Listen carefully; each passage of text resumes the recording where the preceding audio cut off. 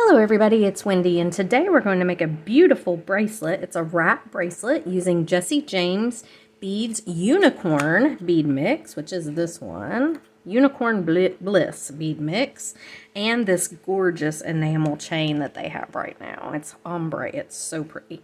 So first of all, our encouraging word for today is by Pablo Picasso, and he says, action is the foundational key to all success. So, gotta put some action in there to be successful. Alrighty, so here we have this beautiful ombre chain. This is so pretty.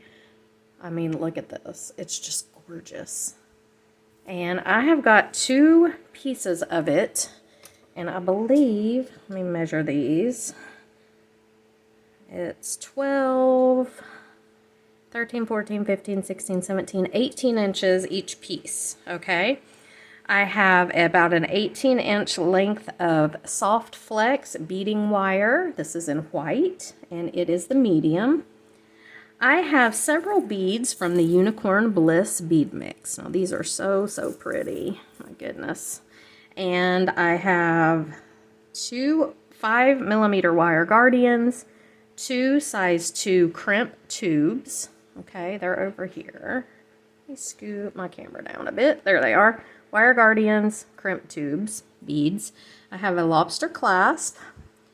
I have 4 12mm jump rings, and then 5 or 6 or 7 or 8 of these little twisted jump rings. And we're just going to do an extender chain with that. I have a little flower that we're going to put on the end. And I think, I don't know how I'm going to do that. I may hook it on with just a jump ring. I'm not sure yet. We'll see. And that's pretty much everything that you're going to need. These are little oval jump rings. These are available on my website if you want them. I like oval jump rings, but there they are. All right, so we're just going to go ahead and get started. This is a very, very beginner-friendly just stringing bracelet. It's very easy, and yeah, it's using this beautiful enamel chain, which I just think is gorgeous. So first of all, we're going to do, well, first of all, you have to decide how you want your chain to go. I want my pink in the middle here, like this. And the way this chain is made, it has these little loops here. So there it is. And they hook into this little hole. So this loop, if this chain were together, would hook into this little hole.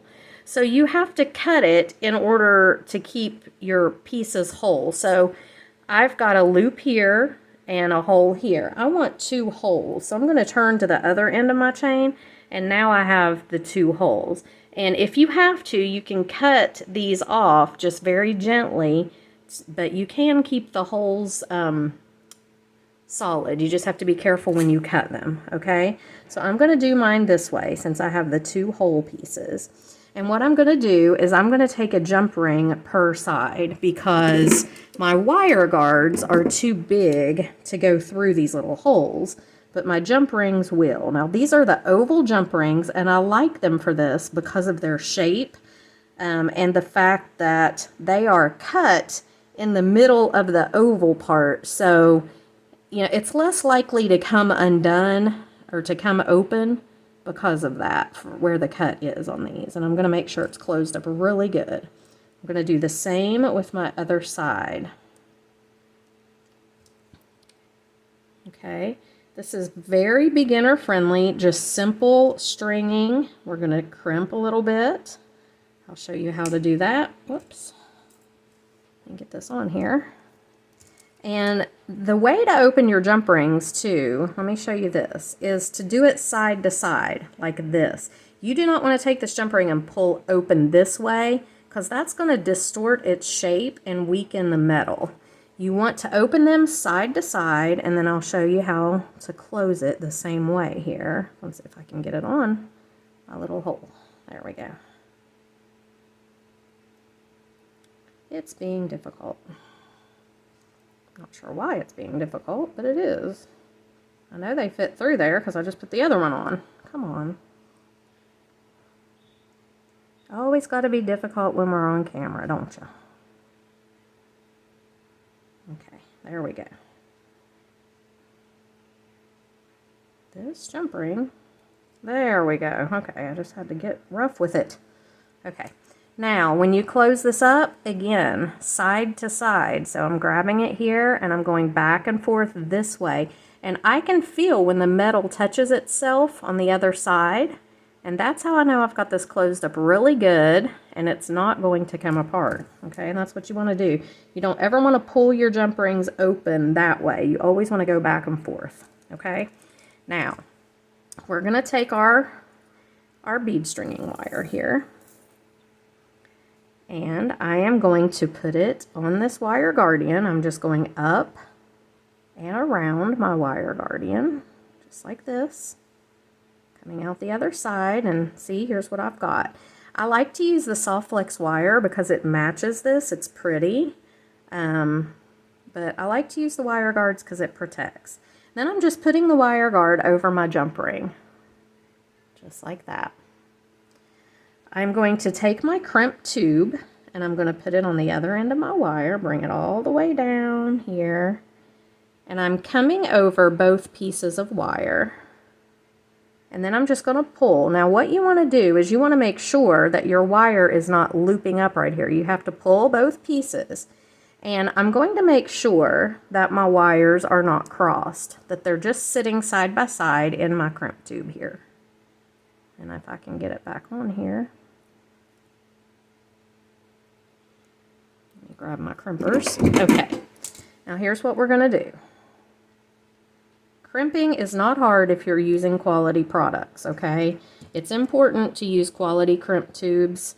It really does make a difference. I'm going to take my crimper and I'm just going to bend my wire guardian in to where it touches itself a little bit. I just like to do that. I think it makes things look a little neater. And now here is my crimp. As you can see, it's just laying there. My wires are side by side and there's nothing looping up here. It's pulled onto the crimp tube or to the wire guardian. I'm going to take my crimpers and in the back here you can see that there is a little indentation with a little piece that comes down on the top. I want to put my crimp in that indentation and centering it in there, I'm going to press it down firmly. And you can see what it does is it separates each of those wires into their own little channel. It makes an indentation in there. So it's now dented down in the middle and each wire is in its own little section. Now I'm going to take my pliers and I'm going to turn this crimp vertically. And as you can see, there's 3 little holes here. 1, 2, and 3 little openings, okay, in this crimp plier. I'm trying to get it to where they show. There they are. Come on now, focus for me. There they are. Sorry, they're not focused very well. But I like to put, you want to put your crimp vertically. So we were horizontal. I'm turning it vertical. And I like to do it in the second one. And I'm just going to crimp down. And that closes your crimp right up. See that? It's closed up now like a little taco. And it is very secure. Okay? So now we're going to string on our beads. You can do this however you want. These are such beautiful beads. And I'm just going to start maybe with the small one. I like to start small and go bigger. And I'm going to put this blue bead over both tails of that wire. Okay? Then let's see. Let's do maybe a white one. This is such a pretty, pretty color combo of these beads. This little pink cube. Okay, and then let's see. Let's do a rhinestone rondelle, and all of these beads are in the Unicorn Bliss bead mix. Okay, I've just taken that entire mix here, and there's a few beads that I'm not using from it, but the most of them I'm using, and they're all out of that bead mix. Right, let's see. Let's do a bead cap. One of these clear rondelles. And a bead cap. You can make this middle section as long or as short as you want it. I'm just trying to make it to where it wraps around my wrist a couple of times, but it's totally whatever you like to do. Let's do a little blue one. How about this pink guy? And then let's do a rondelle, a purple,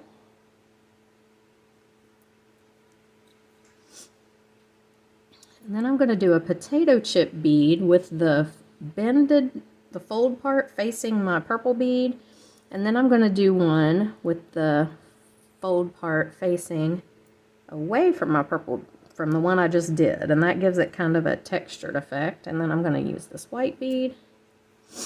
Okay. And then we're just going to go like we did, we're going to go backwards. We're going to do the potato chip beads, just like that. Purple. Rhinestone rondelle. This pink one. A little blue. And bead cap, clear bead, bead cap. Okay, we've got a pearl, purple bead, rhinestone rondelle, cube, white bead, and the blue bead. Now I do have some beads left over. I actually could go again. I could put some more on, but actually I think I am just going to leave it. That's pretty much perfect just around one time, and I'm afraid if I add any more or try to change it, it's going to mess it up. Okay, so I'm going to put my crimp tube on my wire here. And I'm going to put my wire guardian on. The wire guardian just keeps your wire from fraying. It's just exactly what it says it is. It's a guardian, just to keep it from getting frayed as it's worn on your wrist. We're going to scoot that down.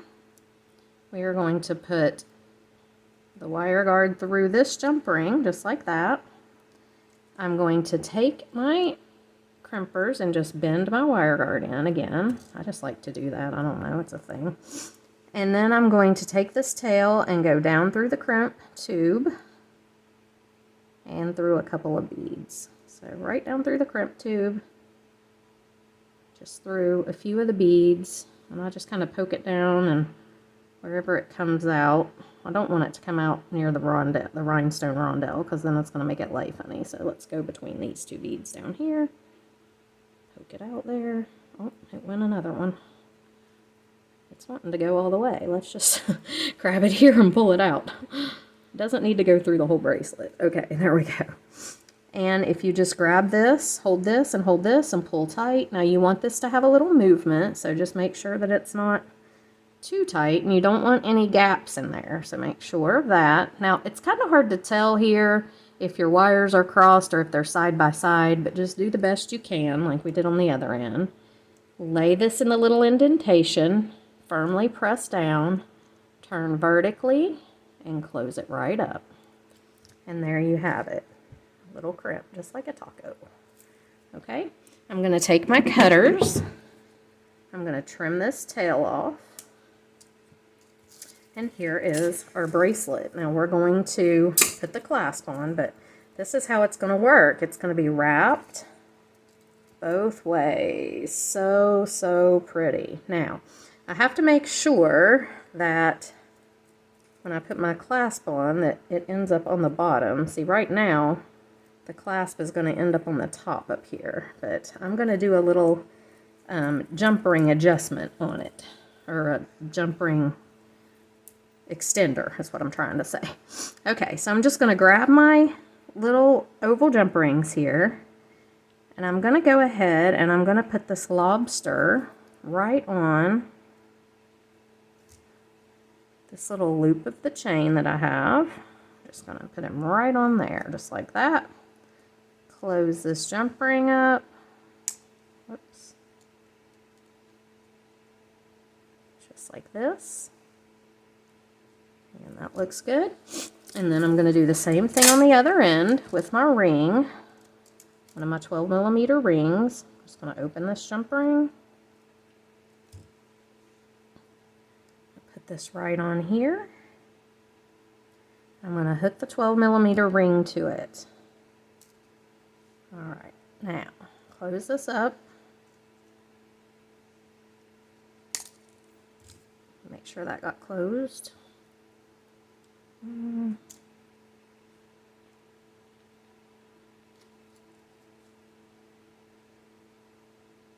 There we go. Okay. Now, I've got all of these rings here, and I'm going to take these textured jump rings. They're just kind of fancy and pretty. Whoops. And I'm just going to open them up, and I'm going to do 2 in between each ring. Close it back up. There's 1. And the reason I'm doing 2 is just for decorative purposes. I just think it looks pretty. I'm doing 2 here. Whoops. Okay. What in the world did I? There we go. And then I'm going to do another set of that. It's hard to find the little slits in these sometimes. Do another one here.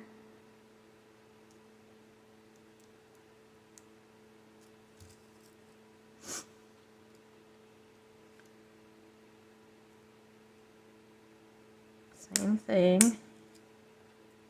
Found a little slit in it. There it is.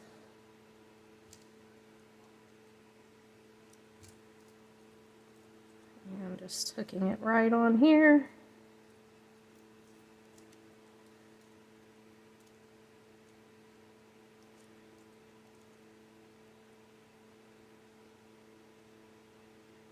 Okay.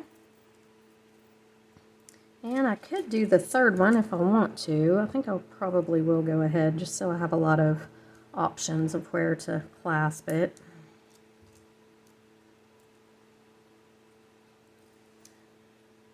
And I'm going to put a little dangle on the end too.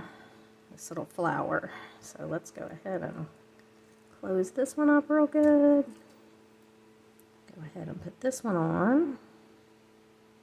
It's so hard to tell where these are split at. You just kind of have to take it and start twisting and see where it comes open because they're textured. It's hard to see the little cut in them. Okay, go ahead and put this one on.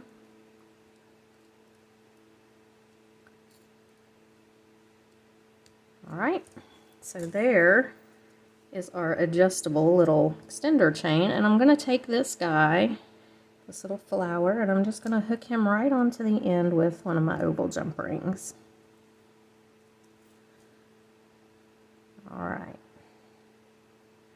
now my bracelet is done, so I can put it on. I'm just going to put this part right in the middle. That's the middle bead. And I'm just going to wrap several times that side and several times on this side. And I can just clasp it. Now, if you need to add a couple of pieces of, or a couple of jump rings to your lobster so that, you know, it'll wrap the way that you want it to wrap, you can. Or you could even lengthen the middle piece if you wanted to a little by adding a couple more jump rings there. But I think this is going to work out. So I'm just going to go ahead, see if I can do this one-handed. That's always the joy of putting on your own bracelet. There we go. And there it is. Oh, it's cute. I love this ombre chain. It is so pretty. So there is our cute little unicorn bliss, very Eastery, pastel, gorgeous little bracelet. I'm doing a face painting booth at our church's. We're doing a Palm Sunday event coming up, and I think I'm going to wear this. I think it'd be cute to wear on my face painting. day. So anyway, guys, I hope you enjoyed the video. Please like it if you did, and subscribe to my channel. It's free to subscribe, and it helps me so much if you do. I really appreciate it. So please do hit that subscribe button and ring the bell so you know when I upload my next video. And I will see you in the next one. I'll have the links for the Jesse James Beads website listed in the description box below. And I do have a coupon for 10% off. And I'll have that down there as well. So I will see you in the next one. Bye.